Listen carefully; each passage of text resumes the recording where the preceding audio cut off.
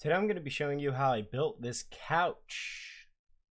The first thing you're going to want to do is plane your 2x6s and your 2x4s down so to get rid of those rounded edges for the most part. If I were to give you any recommendations, I'm not an expert at this or anything, but I would say to take your time and do this right because I had some problems later on in the build. Next is you draw lines on each one of your 2x6s to show where you want to drill your holes for the dowel rods. I have this little kit from Home Depot. You just put it where the line is, you drill your holes, and then you connect everything together. And you drill a lot of holes, let me tell you. Next thing is dry fitting to make sure everything fits, and then I am gluing everything together and bada bing, letting it dry. I filled all of the knots with super glue just to make sure they don't pop out or anything like that. The next step is to cut your 2x4s to size. Now you can make this pretty much any size you want if you are going to make it. I cut 4 12-inch, so 1 foot pieces for the arms, 4 4-inch pieces for the supports. I can show you those in a little bit, and then 2 24-inch pieces. Those are going to be the tops of the head, the little hand rest there, or the side piece, or whatever you want to call it. Now I didn't do the best at gluing here. I had some voids that I filled in with wood glue and some sawdust. Like I said, take your time with and plane those correctly. It really makes a difference in the long run. And then I took my belt sander, sanded everything down. I used way too rough of a sandpaper. I think I had like 40 grit sandpaper here. And I just couldn't sand it out in the finished product. Luckily though, there's a cushion going over it, so it doesn't matter too much.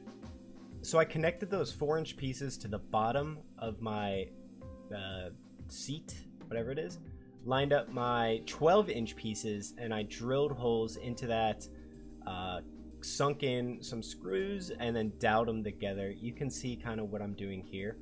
I don't have any footage of me putting on the tops of the rest, but I did the exact same thing. I drilled with a 1/4-inch bit, and then I went in with a 3/8-inch bit to countersink that, so I put a dowel rod in to cover up the hole.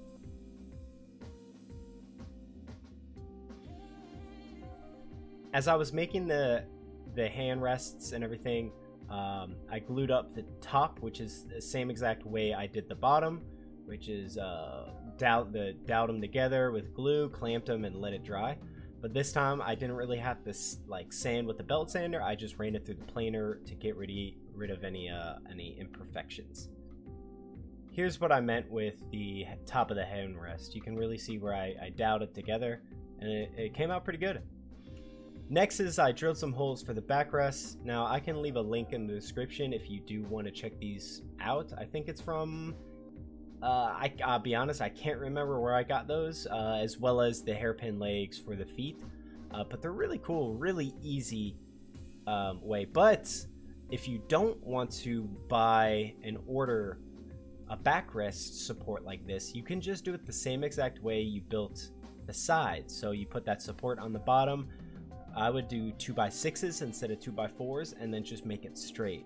It'll be fine, but I wanted to do with these like metal supports, kind of add a little bit of a flair to it.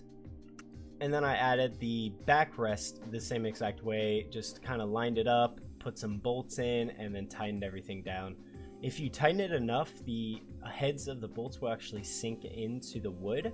You can kind of see it down at the bottom. But it just makes sanding a lot easier.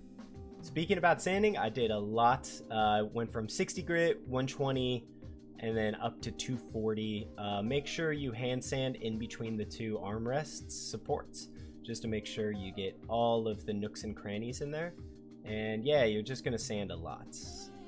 After that, I applied 1 coat of pre-stain pretty heavily, and then I added this fruit wood stain. Now it doesn't really look like I'm adding a stain to this right now, but it really just makes this white wood, this construction lumber, look more like yellow pine, and that's what I was looking for, and it turned it great. It honestly, it's just looks like you're adding an oil to it, not even a stain, but I really like the way it came out. Like I said, I think I used too hard of a grit on my belt sander because you can see some imperfections on the top of that little butt rest right there. You see some scratches. I could not sand that out to save my life. But this turned out pretty well. And then after the stain dried, I came in and added a coat of wipe-on poly just to give it a little bit of sheen. I did a satin finish. And then once it was done and dry, it was a little bit later in that day, we came in, added it to it. Once I move and get everything situated, I'm going to kind of do like a reveal. I think I'm doing like a little gaming room type deal. So I'm really excited about that. But yeah, that's it. It looked really nice. It was very sturdy. All the joints and everything were good. And it looks good. Yeah, so thank you everybody so much for watching. Let me know if you want to build this down in the comments below. I can leave you any tips or anything like that. Yeah, thank you very much, guys. I love you all, and I will talk to you all later. Peace.